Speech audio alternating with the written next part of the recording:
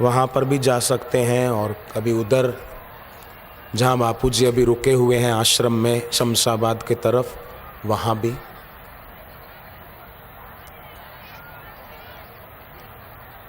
वहाँ भी साधक जाते हैं तो परिक्रमा करते हैं कुटीर की भी, और उससे उनको बहुत लाभ होता है, लौकिक अलौकिक खूब होता है। तो वहाँ बैठकर कभी शांति से जप करें। अभी भी 1-2 बार करके देखें साथ में सभी। हरि ओम।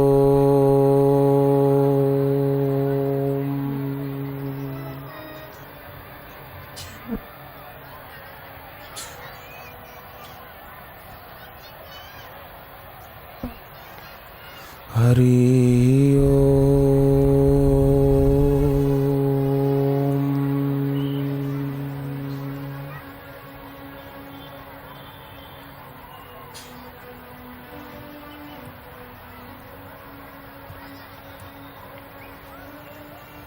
हरि ओम।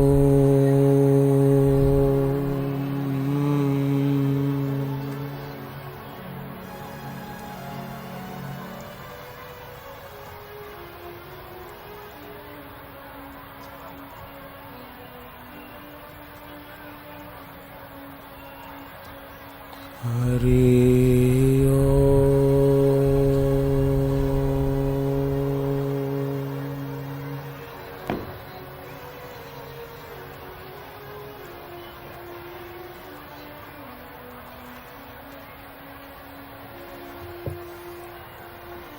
हरि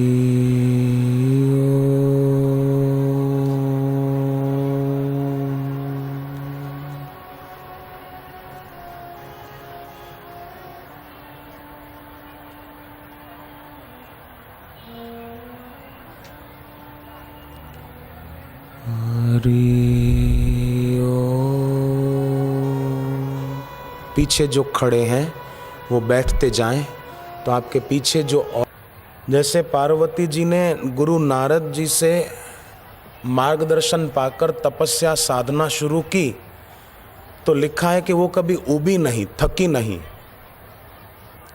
नित नव चरण उपज अनुरागा, बिसरी देह तप ही मन लागा। नित्य नवीन उनका उत्साह बढ़ने लगा,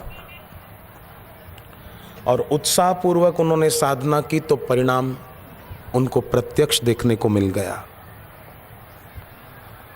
पर उत्साह पूर्वक कोई न करे, जप तप न करे और छोड़ दे, तो भी ठीक नहीं है।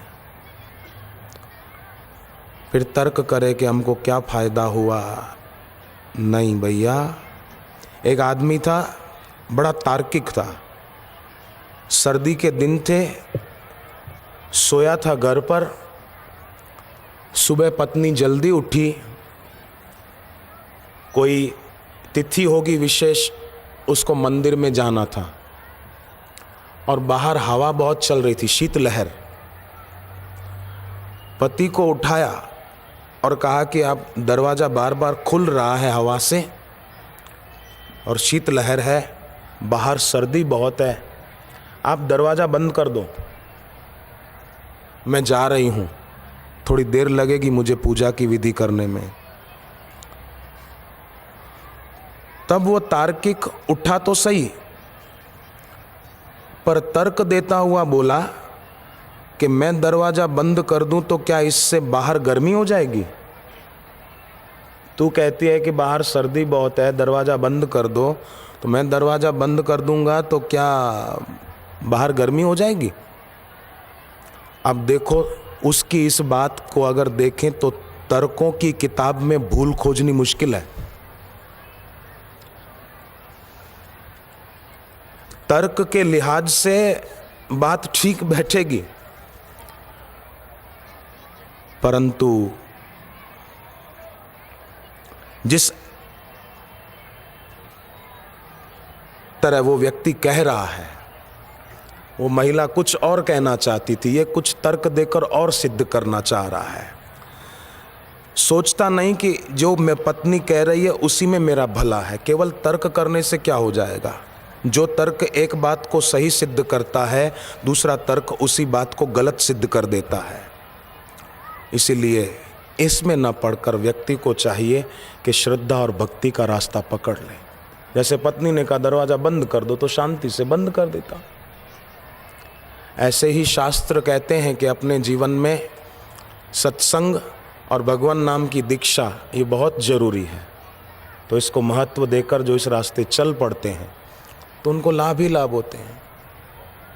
एक लड़के ने अपनी माँ को कहा, माँ मैंने सुना है बापूजी बच्चों को सारस्वत मंत्र की दीक्षा देते हैं, तो मुझे भी लेने की इच्छा है। तो माँ ने कहा जब भारत चलेंगे तो ले लेंगे। अमेरिका में रहती, न्यू जर्सी में। पर बेटे ने जिद की, नहीं माँ जल्दी कार्यक्रम बनाओ, हम भारत चलेंगे और दीक्षा लेकर आएंगे। लड़के का नाम अर्पित। महाराष्ट्र के धुलिया में उन दिनों सत्संग था। माँ से आग्रह करके वो भारत आया और दीक्षा लेकर के लौट गया। रोज जप शुरू किया। अब हर साल वो फर्स्ट आता है। पिछले साल भी मुझे उसकी माँ ने बताया था 99% लाया। और जप रोज करता है, सुबह भी और शाम को भी। और कोई कोई ऐसे भी होते हैं, बोलते हैं जप की क्या जरूरत है, सत्संग में जाने की क्या जरूरत है। ये तो ऐसी बात हो गई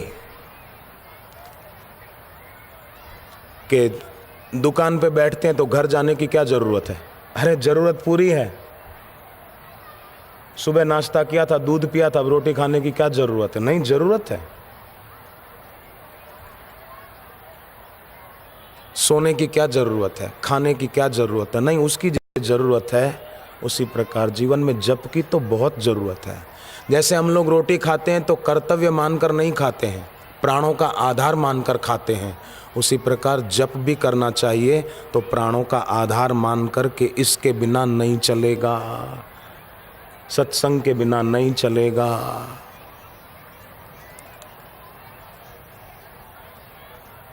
राजा दशरथ के पास कितनी संपत्ति थी। इतनी संपत्ति थी कि इंद्र भी प्रभावित रहते थे।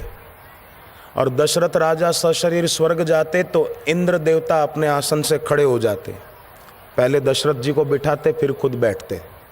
इतना उनका सम्मान होता था इंद्र की सभा में। ऐसे दशरथ जी भी गुरु वशिष्ठ जी के आश्रम में जाते हैं तो आश्रम की मिट्टी उठाकर उसका तिलक करते थे कि मेरे गुरु के द्वार की रज है। ऐसी उनकी भावना थी।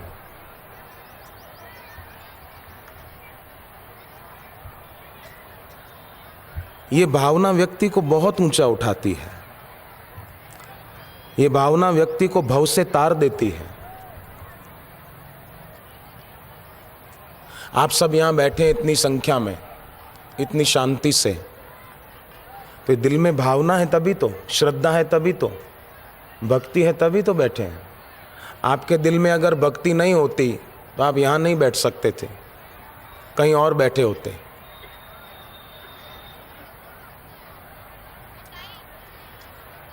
श्रद्धा नहीं होती तो यहां नहीं बैठ सकते थे।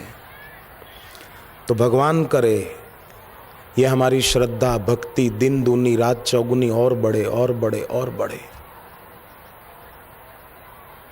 यही तो सच्ची संपत्ति है। बाकी तो कहानियां आप जानते हैं कि सिकंदर जब मरा तो उसके दोनों हाथ खाली थे। उसने कहा था अर्थी से बाहर रखना। लोग बोलते हैं मौत ने सिकंदर के हाथ खाली कर दिए। मौत किसी के हाथ खाली नहीं करती। मौत तो दिखा देती है कि इस आदमी के हाथ जिंदगी भर खाली थे। इसने अपने दिल को भक्ति से भरा ही नहीं था, उन हाथों को भरने में लगा था जो हाथ जल जाते हैं या गल जाते हैं। जलाओ तो जल जाते हैं, गाड़ दो तो गल जाते हैं। केवल उन हाथों को ही जो भरने में लगा रहता है, वो आदमी बहुत बड़ा घाटे का सौदा कर रहा है। पुराणों में ययाति राजा की कथा आती है। अपने जो पुराण है ना हिंदू धर्म सनातन धर्म के, वो पुराण बड़े मनोवैज्ञानिक हैं। बड़ा गहन मनोविज्ञान है पुराणों की उन गाथाओं में। बाकी इतिहास में जो कहानियां हैं औरंगजेब की, अकबर की, जहांगीर की। ये कहानियां कूड़ा करकट है, कूड़ा करकट, कचरा है, कचरा।